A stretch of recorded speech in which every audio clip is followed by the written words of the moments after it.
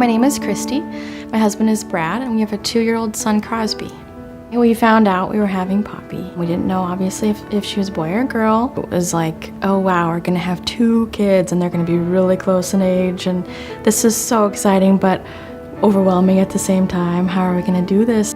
So we are kind of going along with the pregnancy. We found out that we're having a girl, and the ultrasound tech just kept trying to get a really good look at her, and it was always like, seemed like a positional thing. She wasn't able to get a really great view of the heart.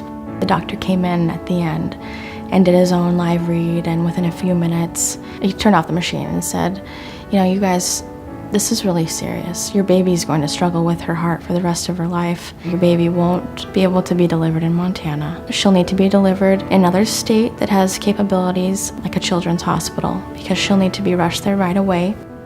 And so at our first visit with the cardiologist, he did the fetal echocardiogram, and that takes a really good picture of the heart, and found that she has hypoplastic left heart syndrome, better known as HLHS, and that's where the left side of the heart is severely underdeveloped. It's basically like being born with half of a heart.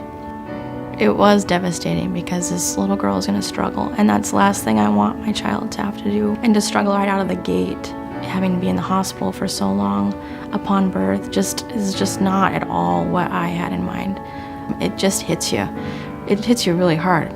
It's almost hard to explain, but you get that lump in the back of your throat.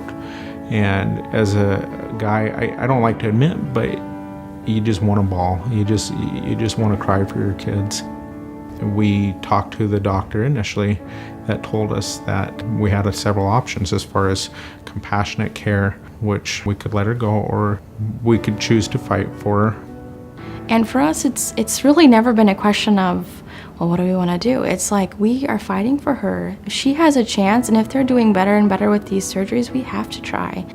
It's our baby. She's relying on us to make these decisions for her, and you know, God's given her to us for a reason, and we've just got to do our very best with her, with what we've been given. And so that's been our prayer from the beginning. There was lots of talk about transplant. There's lots of evaluating that goes into transplant and being listed. One day she got listed, and then 19 days later she got her heart. And immediately after the transplant, she was a different baby. Every day she's just becoming more and more like that little girl we had dreamed about, you know. The fact that she could squeeze my finger, it was something that was absolutely, it was absolutely amazing to see that. And for her to make the sounds that she made when they extubated her, she started crying. It was probably the most wonderful noise in the entire world. It's wonderful to have a place like the Ronald McDonald House because it's so close to the hospital. They offer so many amenities here, just like at home. They truly care about the people here, and it's apparent in everything that they do. I look at what the Ronald McDonald House has done for us. There's not even words to say thank you enough. They kept us afloat, and they gave us hope. I would say the common mission of every person here is really just fighting for their child, fighting hard, doing whatever it takes to give them the best chance at survival. I wish for them the same thing, that they get to go home with a success story just like us.